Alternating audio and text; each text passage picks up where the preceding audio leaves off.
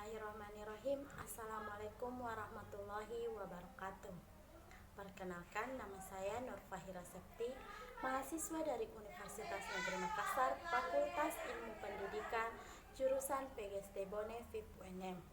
Pada kesempatan kali ini, saya ingin memaparkan tentang analisis rencana kurikulum Merdeka Belajar untuk memenuhi salah satu ulangan tengah semester pada mata kuliah pengembangan kurikulum SD. Nah, dasar pemikiran penyusunan kurikulum pendidikan tinggi. Perjalanan pendidikan di Indonesia tidak luput dari pengaruh perubahan zaman yang menyebabkan terjadinya pergeseran tujuan pendidikan nasional. Globalisasi yang melanda seluruh dunia abad ke-21 menyebabkan tujuan pendidikan nasional tidak lagi hanya untuk mencerdaskan bangsa dan memerdekakan manusia, namun bergeser mengarahkan kepada pendidikan sebagai komunitas karena lebih menekankan penguasaan ilmu pengetahuan, teknologi, dan seni iptek yang bersifat pragmatis dan materialis. Seperti yang kita ketahui, tujuan pendidikan nasional yang tercantum dalam Undang-Undang Nomor 20 Tahun 2003 Pasal 3 yang tidak hanya berorientasi terhadap pragmatis dan materialisme, namun memiliki tujuan yang utuh untuk membentuk manusia yang memiliki iman dan takwa serta menguasai iptek. Pergeseran tujuan pendidikan nasional tersebut semakin terasa saat ini dengan terjadinya krisis karakter di bidang pendidikan karena pragmatis dalam merespon kebutuhan pasar kerja lebih menekankan kepada hal-hal yang bersifat materialis sehingga melupakan pengajaran yang sangat berkebangsaan, keadilan sosial, serta sifat-sifat kemanusiaan yang memiliki nilai luhur sebagai warga negara. Nah, apa sih kurikulum itu? Kurikulum merupakan nyawa dari program pembelajaran sehingga keberadaannya memerlukan rancangan pelaksanaan pembelajaran serta evaluasi secara dinamis sesuai dengan perkembangan zaman, kebutuhan ilmu pengetahuan dan teknologi serta kompetensi yang dimiliki dibutuhkan oleh masyarakat maupun lulusan perguruan tinggi. Kemudian, kurikulum ini disesuaikan dengan karakteristik peserta didik atau dari siswa itu sendiri. Nah, yang kedua, apa sih Merdeka Belajar? Di mana Merdeka Belajar di sini merupakan hal yang memberikan kebebasan dan otonomi kepada lembaga pendidikan kepada mahasiswa untuk memilih bidang yang mereka sukai berdasarkan standar isi, proses dari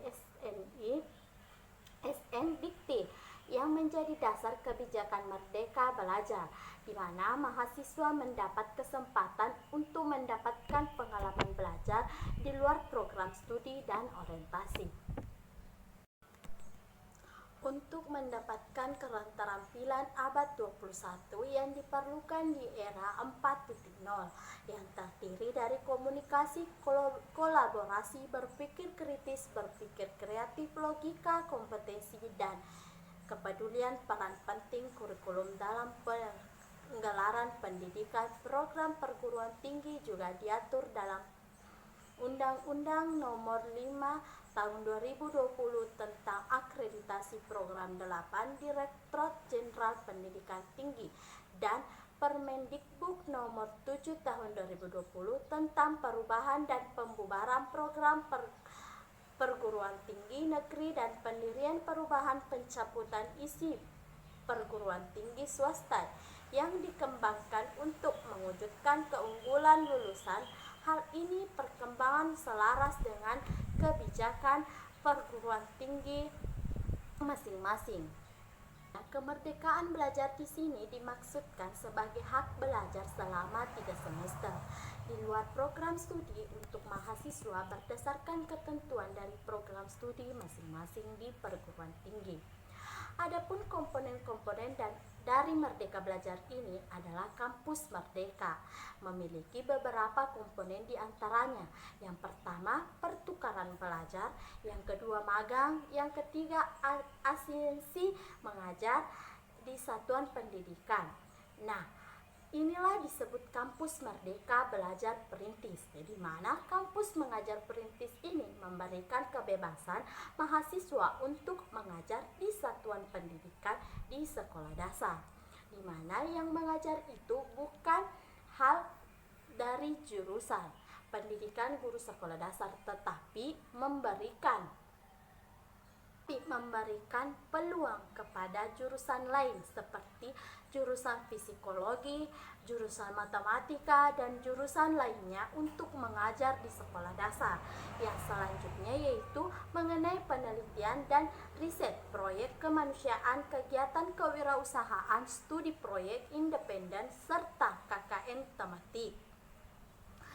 Nah, itulah tadi program dari kampus Merdeka Belajar, di mana perlu kita ketahui bahwa Merdeka Belajar di sini artinya memberikan kebebasan dan otonomi kepada lembaga pendidikan untuk mahasiswa untuk memilih bidang mereka masing-masing yang nantinya yang ia sukai.